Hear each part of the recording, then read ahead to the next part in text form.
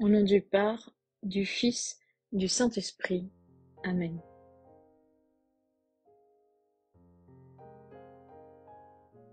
Seigneur Jésus, tu connais mon inconstance et mon infidélité. Tu sais combien je suis faible. Alors je demande en ton nom que notre Père céleste envoie son Esprit pour que quotidiennement je puisse entreprendre la lecture du catéchisme de l'Église catholique et que mon cœur s'ouvre à la tradition enseignée par ton Église, ma mère, et que je puisse ajuster toutes mes actions et mes œuvres à son enseignement. Mon Jésus, avec confiance, j'abandonne la constance et la fidélité de toute la démarche entre tes mains.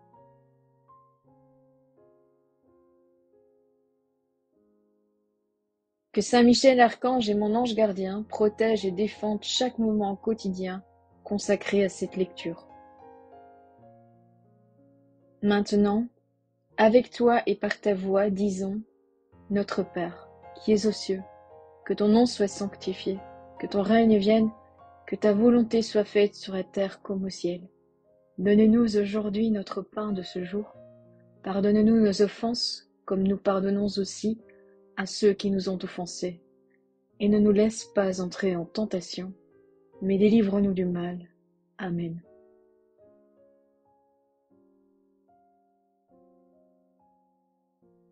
Ensemble, mon Jésus d'amour, saluons notre sainte maman, la Vierge Marie, et entre ses mains, je remets mon corps, mon âme, ma volonté et ma vie, afin que par ses soins règne en moi la volonté du Père, et qu'en ses mains, mes œuvres soient gardées, transformées en parfaite offrande, rayonnante de la lumière de Dieu, pour sa gloire, le salut des âmes et la consolation des âmes du purgatoire. Je te salue Marie, comblée de grâce, le Seigneur est avec toi. Tu es bénie entre toutes les femmes, et Jésus, le fruit de tes entrailles, est béni. Sainte Marie, Mère de Dieu, prie pour nous pauvres pécheurs, maintenant et à l'heure de notre mort. Amen.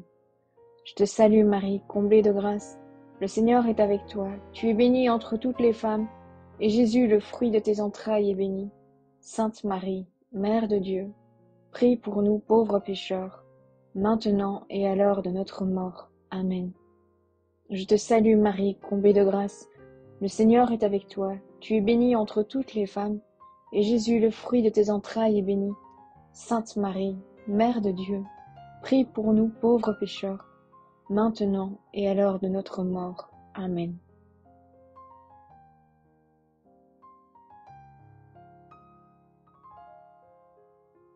Ô Saint-Esprit, par l'intercession du cœur immaculé de la Sainte Vierge Marie et par le cœur chaste de Saint Joseph, donne-moi un cœur doux, humble, pur, miséricordieux et charitable. Rends-moi docile à tes célestes inspirations et prompte à y répondre. Que mon cœur enflammé de ton amour soit en toutes ses œuvres dans la volonté du Père, œuvrant ainsi sous ton joug, léger et joyeux.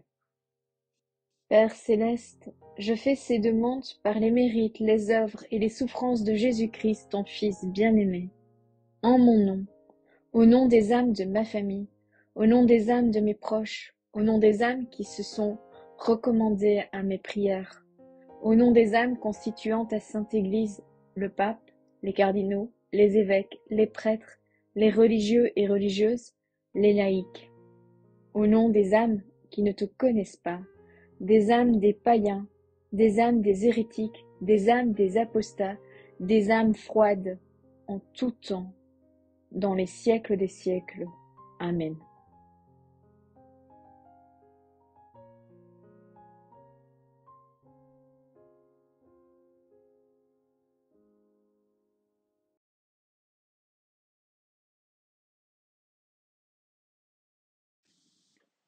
Cinquième point du guide de lecture. Le mystère qui bouscule notre idée de Dieu.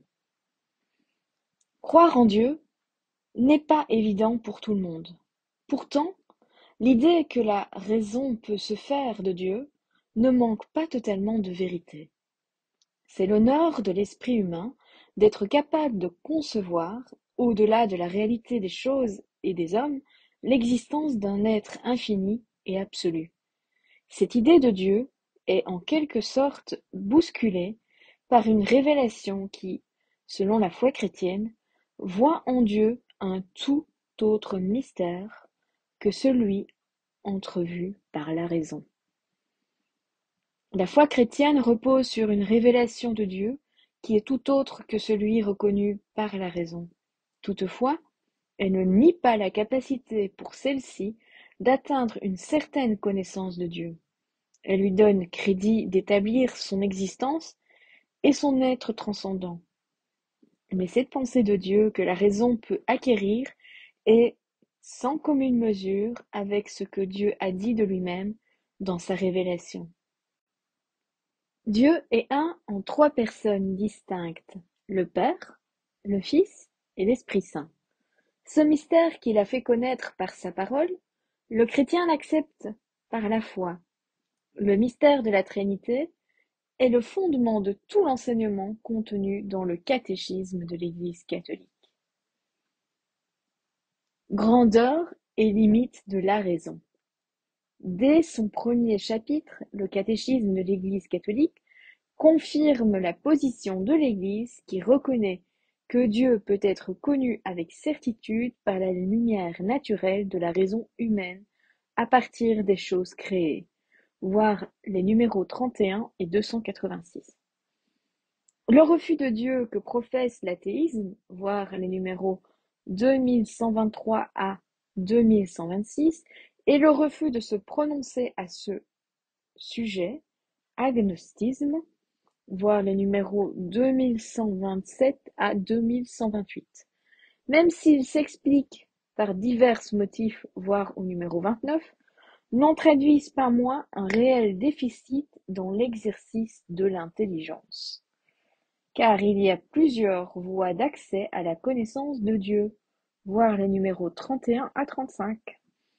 C'est en les explorant que l'esprit humain peut dire validement quelque chose de Dieu, voir les numéros 40, 41 et 43.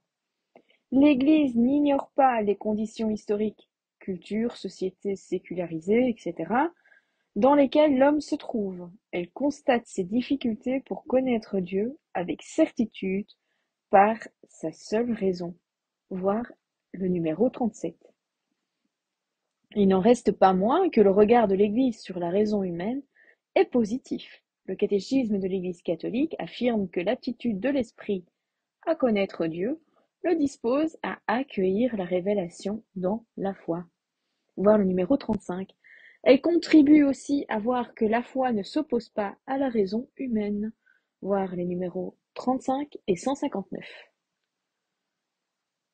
L'accueil de la révélation. Le chrétien tient de la foi que Dieu lui-même s'est fait connaître à l'homme. Si méritoire qu'il soit, l'effort de la raison pour rejoindre Dieu ne peut atteindre la plénitude de son mystère. Pour connaître Dieu, il ne suffit pas que l'homme cherche sa rencontre, il faut que Dieu lui-même vienne le rencontrer. Voir les numéros 50 et 35.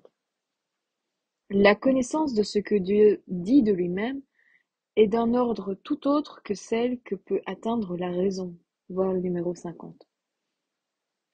Elle est fondée sur la parole de Dieu reçue dans la foi, voir les numéros 142 et 143, ainsi que 153. Dieu se dit lui-même dans la révélation de sa parole, voir le numéro 68 et 101.